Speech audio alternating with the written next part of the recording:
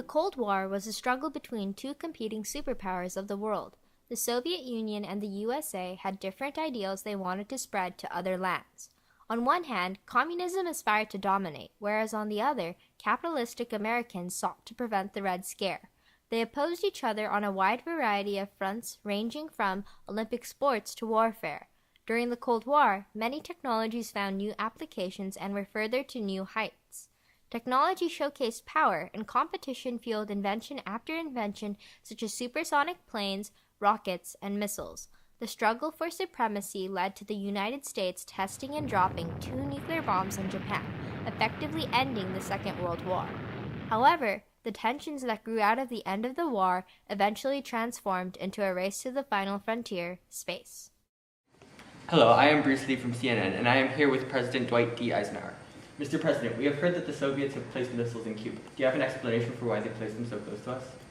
They believe that placing missiles in Cuba will help their war of fear, but their technology is not as advanced as ours, and they could not reach us from their bases in the Ukraine. That's why they put missiles in Cuba in range of Washington, D.C. And what have you done to ensure the safety of the United States citizens? We are continuing the policy of mutually assured destruction, which is when they fire, we fire, and we have a missile base equally close to their capital, Moscow, somewhere in Asia, which we can't tell you where it is, obviously. And we hope this will cause them to back down in the long run. And Mr. President, can you explain your New Look policy? The New Look policy is a restructuring of the military budget in which money is shifted away from traditional military services like the Navy to nuclear deterrence and the Air Force, which will protect our country.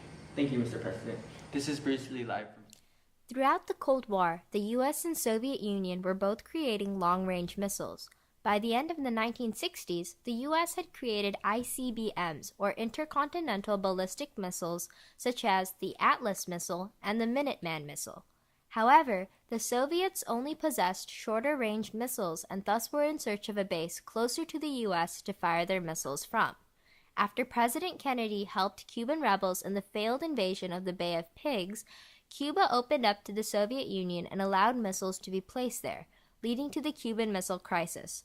This failure by the U.S. resulted in Kennedy giving a speech telling the nation that the U.S. would focus on reaching the moon within the next decade. It's one small step for man, one giant leap for mankind. Hello, this is Jackie Chan from CNN Live. This is Dr. Patel. Doctor, please introduce yourself to our viewers. Hello. I am an engineer and I studied at the Indian Institute of Space Science Technology before coming to the U.S. to work with the government on the Apollo space program. Why did the government believe that it was so important to conduct space research?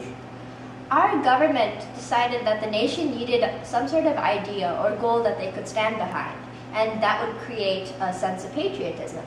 By choosing to go into space, the final frontier, we were able to create that idea, one that our nation rallied behind. Currently, we are head-to-head with Russia in creating new technological advancements. What advancements did the US and Russia create? Well, Russia sent the first artificial satellite, Sputnik, into space. They also sent the first animal, man, and woman into space, and the first man to orbit the Earth. However, America walked away, well, we walked away, that is, with the biggest trophy when we landed Neil Armstrong, Buzz Aldrin, and Michael Collins on the moon in Apollo 11. Oh, thank you for your time, Doctor. This is Jackie Chan from CNN Live. By the end of the Cold War, the Soviets had a failing economy. The production of nuclear weapons and a failed invasion of Afghanistan depleted their supplies.